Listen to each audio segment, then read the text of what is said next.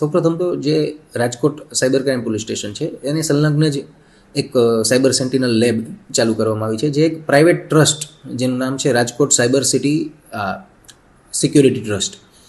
એ ટ્રસ્ટનું ચેરમેન પદ માનનીય સીપી સાહેબ, રાજકોટ સીપી સાહેબ પાસે છે અને એમાં સભ્યો તરીકે additional CP sir, DCP crime sir તથા એસીપી સાયબર ક્રાઇમ હોય છે અને સાથે સાથે 8 ઉદ્યોગપતિઓ પણ એના સભ્યો છે. હવે 4 જાન્યુઆરી 2025ના રોજ ગુજરાતના માનનીય રાજ્યકક્ષાના ગૃહમંત્રી શ્રી હર્ષભાઈ સંઘવીના હાથે એનું ઉદ્ઘાટન કરવામાં આવ્યું હતું અને તેની મુખ્ય વિશેષતાઓ તમને કહું તો એમાં 3 વિંગ છે. આપણે એક સાયબર ઇન્વેસ્ટિગેશન વિંગ છે, એક સાયબર ટ્રેનિંગ વિંગ છે અને એક રિસર્ચ એન્ડ એનાલિસિસ વિંગ છે. હવે એનું મુખ્ય કાર્ય શું છે તો કે સૌથી પહેલું જે પણ પ્રકારના સાયબર ક્રાઇમ્સ થાય છે, જેમ કે ફાઇનાન્શિયલ ફ્રોડ થઈ ગયો, સોશિયલ મીડિયા રિલેટેડ ક્રાઇમ થઈ ગયા, ઇમેજ મોર્ફિંગ છે જેમાં આ સાથે ડીપ ફેક્સ કે જેમાં ફેક ઇમેજીસ બનાવવામાં આવતી હોય છે લોકોની અને એને પોસ્ટ કરવામાં આવતી હોય છે. આ ઉપરાંત ફાઇનાન્શિયલ ફ્રોડમાં અલગ અલગ પ્રકારના ફાઇનાન્શિયલ ફ્રોડ હોય છે, જેમ કે ટાસ્ક ફ્રોડ છે, ઇન્વેસ્ટમેન્ટ ફ્રોડ છે, ડિજિટલ અરેસ્ટ છે.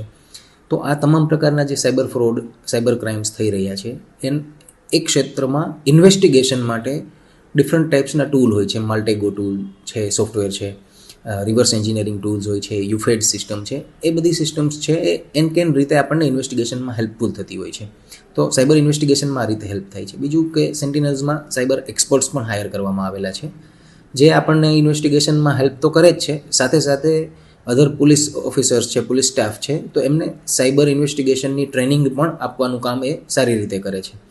એના સાથે સાથે ત્રીજી વિંગ જે રિસર્ચ એન્ડ એનાલિસિસ વિંગ છે, તો એ અલગ અલગ પ્રકારના સોફ્ટવેર્સ બનાવવા, પછી નવી રીત ઇન્વેસ્ટિગેશનની લાવવી, એ બાબતો પર રિસર્ચ કરે છે, જેથી આપણે આપણા ઇન્વેસ્ટિગેશનને વધારે ને વધારે મજબૂત બનાવી શકીએ અને આરોપીઓ સુધી પહોંચી અને તેમને સજા કરાવી શકીએ, જેથી કરીને લોકોમાં સાયબર ક્રાઇમ કરતાં ડર બેસે અને સાયબર ક્રાઇમની ઘટનાઓને અંતિમ રૂપમાં ઘટાડી શકાય. એવા પર્ટિક્યુલર કેસીસ નથી, બટ ઘણા બધા કેસીસ છે જેમાં આ રિવર્સ એન્જિનિયરિંગ ટૂલ્સ છે, માલ્ટેગો સોફ્ટવેર છે, એમની મદદ મળી છે અને એ મદદથી આપણે ઇન્વેસ્ટિગેશનમાં 2-3 સ્ટેપ આગળ પહોંચી શકીએ છીએ અને ત્યારબાદ અંતે આરોપીઓ સુધી પહોંચી શકાય છે. આ રીતે ઘણી જગ્યાએ હેલ્પ થયેલી છે.